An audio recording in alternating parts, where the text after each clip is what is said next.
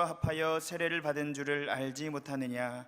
그러므로 우리가 그의 죽으심과 합하여 세례를 받음으로 그와 함께 장사되었나니 이는 아버지의 영광으로 말미암아 그리스도를 죽은 자 가운데서 살리심과 같이 우리로 또한 새 생명 가운데서 행하게 하려 함이라. 만일 우리가 그의 죽으심과 같은 모양으로 연합한 자가 되었으면 또한 그의 부활과 같은 모양으로 연합한 자도 되리라. 우리가 알거니와 우리의 옛사람이 예수와 함께 십자가에 못 박힌 것은 죄의 몸이 죽어 다시는 우리가 죄에게 종 노릇하지 아니하려 함이니 이는 죽은 자가 죄에서 벗어나 의롭다 하심을 얻었음이라. 만일 우리가 그리스도와 함께 죽었으면 또한 그와 함께 살 줄을 믿노니 이는 그리스도께서 죽은 자 가운데서 살아나셨음에 다시 죽지 아니하시고 사망이 다시 그를 주장하지 못할 줄을 알미로다. 그가 죽으심은 죄에 대하여 단번에 죽으심이요 그가 살아계심은 하나님께 대하여 살아계심이니 이와 같이 너희도 너희 자신을 죄에 대하여는 죽은 자요 그리스도 예수 안에서 하나님께 대하여는 살아있는 자로 여길지어다. 아멘. 오늘 또 이 자리에 모이신 모든 성도님들께 주님의 은혜와 축복이 함께 하시기를 바랍니다. 오늘 말씀의 제목은 그리스도와 함께입니다. 오늘의 말씀을 준비하면서 함께 한다는 것에 대하여 생각을 해보았습니다. 함께 한다는 것입니다. 성도님들은 지금 누구와 함께하고 계시는지요? 우리는 그 누구도 이 세상에 와서 혼자 살아가지 않습니다. 우리는 모두 이 세상에서 누군가와 관계를 맺고 함께 살아가게 됩니다. 더불어 살아가는 것입니다. 우리가 이 세상에 태어나서 가장 먼저 관계를 맺는 것이 누구와의 관계이겠습니까? 그것은 곧 우리를 낳아주신 부모님과의 관계가 가장 먼저였습니다. 이 세상에 처음 태어난 우리는 부모님과 가장 먼저 관계를 맺고 함께하기 시작했습니다. 여기에서 함께 한다는 것의 의미가 굉장히 깊어지게 됩니다. 우리가 평소에 함께라고 말하는 것보다 부모님과 자녀가 함께 한다라고 생각할 때에 그 의미가 얼마나 진하고 무게감 있고 깊은 것인지 생각해 보게 됩니다. 그 부모와 자녀 간의 결속의 힘과 밀접함을 생각해 볼 때 부모와 자식의 함께함은 놀랍도록 가까운 의미의 함께함입니다. 이것을 생각할 때에는 먼저 어느 방향으로 이 함께함이 이루어졌으며 어디에서 어디로 은혜가 흘러가고 있는지를 생각하게 됩니다. 부모님과 자녀 간의 은혜는 누구로부터 누구에게로 흐르게 됩니까? 부모님과의 관계 함께함에 대하여 생각하자니 부모님께 받은 은혜가 어느 정도인지를 생각하게 됩니다. 부모님의 사랑 그리고 부모님의 은혜에 대하여 우리는 흔히 그 사랑이 누구를 닮았다고 말하는지 다들 아실 것입니다. 부모님의 사랑, 그것은 하나님의 사랑을 가장 가까이에 닮았다고 표현하고들 합니다.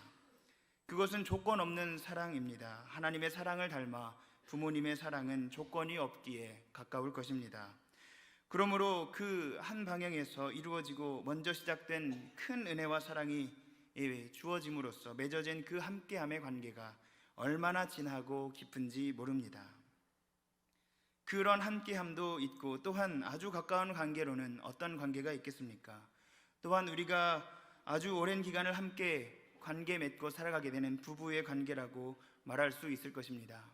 전혀 낯선 상황에서 살아가다가 만나서 가정을 이루어 밀접한 관계를 맺게 되고 여러 가지 겪어보지 않았던 것을 겪으며 함께 또한 이런저런 일들을 경험하게 됩니다. 또한 이전까지 해보지 않은 일들을 감당하게 되면서 밀접하고도 가까운 함께함을 이루어가게 됩니다. 실상 이 세상에 와서 스스로 감당하게 되는 굵직굵직한 일들은 이 부부가 함께 감당하게 되는 일들이라고 말할 수 있을 것이라 생각해 보게 되었습니다. 그런 시간들을 함께 보내면서 얼마나 가까운 관계가 되어져 가고 또한 함께함의 의미가 점점 깊어질지 생각해 보게 됩니다. 또 우리는 누구와 함께 하겠습니까? 형제 자매와 함께하고 또 스승과 제자로 함께하고 또 우리는 친구들과 함께하고 또한 사회생활을 할 때에도 선후배와 함께하고 동료들과 함께합니다. 이 모든 함께함은 어김없이 작은 의미를 갖지 않고 큰 의미를 갖고 있다고 말할 수가 있습니다. 우리는 이처럼 관계를 맺고 함께 살아가게 되는데 그렇게 삶을 살아가던 우리가 어느 시점에서는 아주 놀라운 관계를 맺게 됩니다. 이 세상을 살아가던 어느 시점에서 우리는 놀라운 존재와의 관계를 경험하게 되는데, 그것은 바로 인격적인 하나님과의 관계를 맺게 된다는 사실입니다. 이 세상에서의 모든 관계들이 큰 의미를 가지고 너무나도 놀라운 의미를 가진다는 것도 우리가 모두 알고 있는데, 그런데 그뿐만 아니라 인격적이신 하나님과 저 하늘의 하나님, 천지를 창조하신 하나님과 너무나도 유한하고 작은 우리가 관계를 맺고 살아가게 된다는 것은 얼마나 놀라운 일인지 모릅니다. 하늘에 계신 하나님, 전능하신 하나님을 우리가 예수 그리스도로 말미암아 아버지라고 부르게 되고, 또 그 관계를 우리가 맺게 되었다는 것은 참으로 놀라운 일이 아닐 수가 없습니다. 우리가 신앙에 대해서 스스로 진리를 추구하는 마음이 있었고, 우리가 먼저 하나님을 찾아왔다고 말할 수 있는 그런 경우가 있을지도 모르겠으나, 그러나 우리가 어떤 이유로 교회로 발걸음을 했다고 할지라도 사실 우리가 먼저 하나님께 다가간 것이 아니요, 우리가 먼저 하나님과 예수 그리스도를 찾은 것이 아니요, 먼저 우리에게 다가와 주신 분은 하나님이신 줄을 믿습니다. 우리를 향해 끊임없이 문을 두드리고 계셨던 것이 주님의 사랑입니다. 또한 이끄심이 먼저 있었던 것이고, 또한 우리 부모님이 우리에게 은혜를 베푸시듯 하나님께서 크고 놀라운 은혜를 우리에게 끊임없이 부어주시고 계셨기 때문에 우리가 주님을 만날 수 있었고, 관계 맺을 수 있었고, 함께 할 수 있었음을 믿습니다. 이제 여기 모이신 모든 성도님들은 이처럼 놀라운 시간을 살아가고 계십니다. 이 세상의 모든 소중한 관계와 함께할 뿐만 아니라 하늘에 계신 하나님과 함께하는 귀한 시간을 보내고 계십니다. 우리는 이제 예수 그리스도를 주님으로 고백하면서 세례를 받았고 또한 받게 됩니다.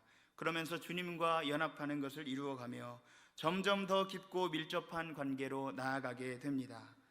우리가 세례를 받을 때에는 예수님과 연합하여 세례를 받는 것이라고 오늘 또한 성경 말씀에 말씀하고 있기도 합니다. 예수님과 연합하게 된다고까지 표현하는 것을 볼 때에 우리와 예수님의 관계가 얼마나 밀접해진다는 것을 말해주고 있는지 모릅니다. 그러면 우리가 예수님과 합하여 세례를 받는 다양한 의미가 있겠지만, 오늘 말씀에서 어떤 의미를 말하고 있는지 우리 3절과 4절의 말씀을 한번 함께 읽어보면 좋겠습니다. 함께 읽겠습니다. 무릇 그리스도 예수와 합하여 세례를 받은 우리는 그의 죽으심과 합하여 세례를 받은 줄을 알지 못하느냐. 그러므로 우리가 그의 죽으심과 합하여 세례를 받음으로 그와 함께 장사되었나니, 이는 아버지의 영광으로 말미암아 그리스도를 죽은 자 가운데서 살리심과 같이 우리로 또한 새 생명 가운데서 행하게 하려 함이라. 아멘. 이 말씀을 통해 우리가 첫 번째로 생각할 수 있는 것은, 첫째로 우리가 주님과 함께 한다는 것, 그리고 주님과 합한다는 것은 다름 아니라 주님의 죽으심과도 합한다는 것을 의미한다고 말씀하고 있습니다. 그의 죽으심과 합하여 세례를 받은 줄을 알지 못하느냐 말씀하고 있습니다. 사실 우리가 누군가와 관계를 맺고 함께 하려고 할 때 우리는 어떠합니까? 먼저는 좋은 모습을 보여주려고 합니다. 상대방이 좋은 모습으로 서 있을 때, 흠이 없고 온전해 보일 때, 가진 것이 많아 보일 때, 힘이 있어 보일 때, 너무나도 좋을 때 우리는 그런 사람과 함께 하려고 하고, 그런 사람과 함께 하는 시간을 갖는 것을 즐거워합니다. 하지만 진정으로 가까운 관계를 맺고자 하는 관계가 있다면 그것은 좋은 모습으로만 함께 한다는 것을 의미하지는 않을 것입니다. 오히려 부모와 자식의 관계와 같이, 그리고 부부의 관계와 같이 진정으로 연합하고 하나가 된다는 것은 고통도 함께하는 것을 의미할 것이고, 또한 기쁨도 함께하는 것을 의미할 것인 이런 여러 가지 모습을 함께한다는 것을 의미를 포함할 때에 진정한 연합을 이루어 간다고 말할 수 있을 것입니다. 이렇게 고통도 함께하고 기쁨도 함께하는 그러한 관계가 정말로 가깝다고 말할 수 있을 것이며, 이것을 보고 정말로 연합을 이루어 간다고 말할 수가 있을 것입니다. 그런데 오늘 우리가 예수님의 이름으로 세례를 받을 때에는 다름 아닌 예수님의 죽으심과도 합하여 세례받음을 기억해야 한다는 것입니다. 물론 이것이 예수님에게 부족한 점이 있다는 것을 말하는 것은 결코 아닙니다. 우리가 기억할 것은, 우리가 예수님의 이름으로 세례를 받고 주님께 참여하고자 하고 연합하고자 할 때에 우리가 주님의 죽으심에도 참여하는 것이라는 사실을 기억해야 하는 것이므로, 우리는 십자가 지는 고통도 함께 해야 하고 그러므로 십자가의 길을 걸어가는 그러한 걸음도 우리가 가질 수 있다는 사실을 기억할 필요가 있다는 것입니다.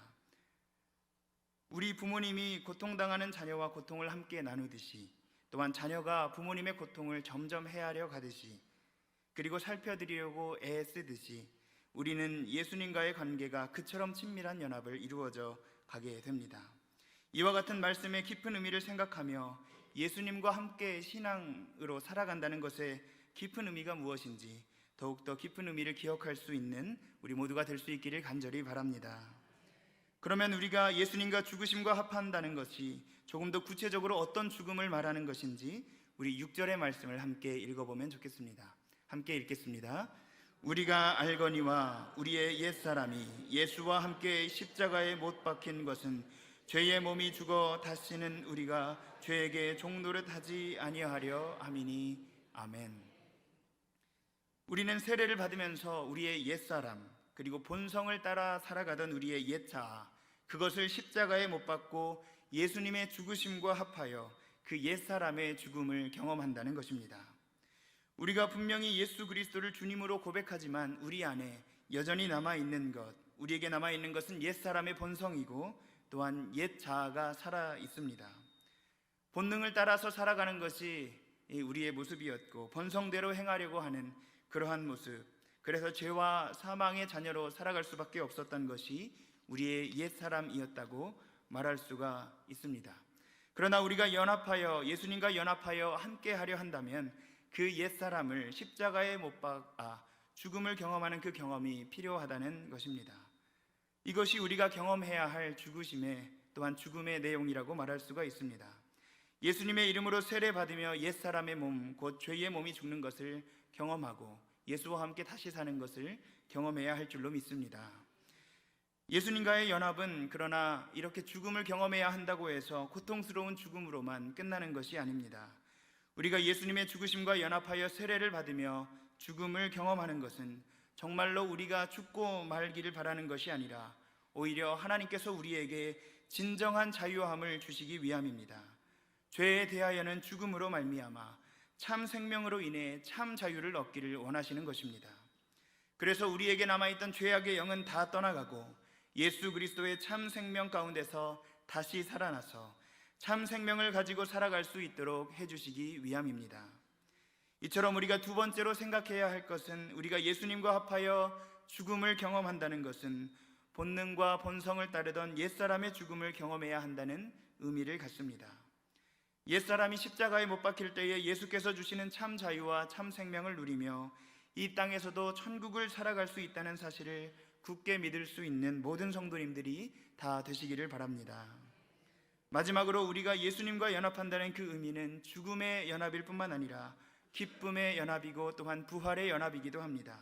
우리의 참 소망이 여기에 있는데 우리 9절과 10절의 말씀을 함께 읽어보겠습니다.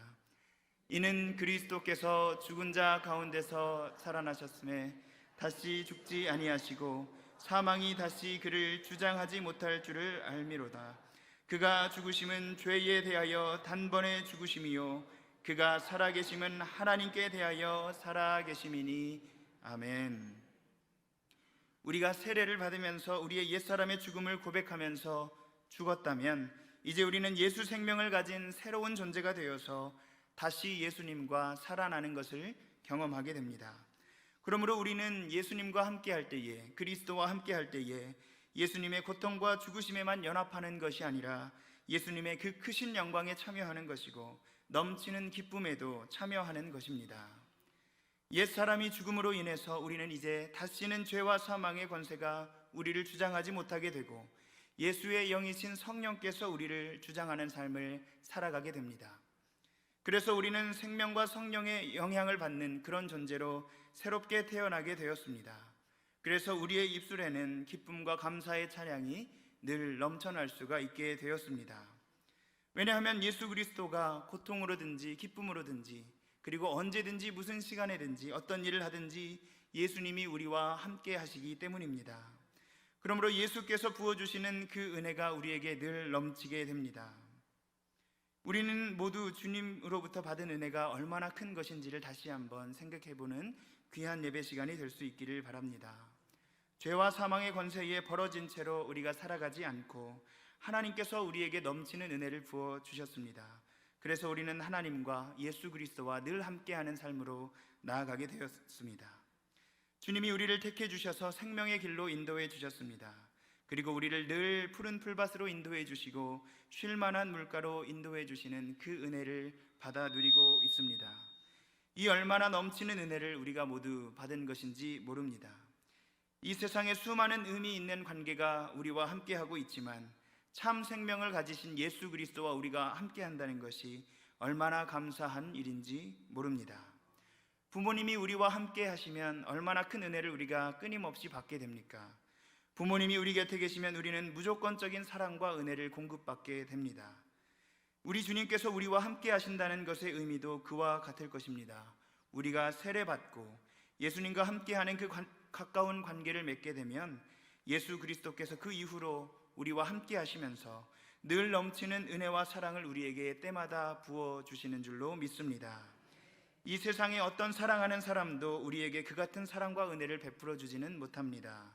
때를 따르는 은혜, 그리고 꼭 필요한 사랑, 그리고 언제나 우리를 바라보시는 그 눈길, 우리의 작은 신음도 듣고 계시는 예수님의 관심, 우리의 모든 것을 알고 살피시는 주님, 그 주님의 은혜와 사랑이 그리스도와 함께하는 우리에게 늘 함께하는 줄로 믿습니다. 오늘 세례 받으시는 모든 분들과 또한 예수님과 함께하고 계시는 모든 성도님들, 늘 우리와 함께하시며 은혜 베풀어 주시는 주님의 크신 은혜를 다시금 생각하며 그 은혜와 사랑에 감사하는 예배 시간 되시기를 주님의 이름으로 간절히 바랍니다. 아멘.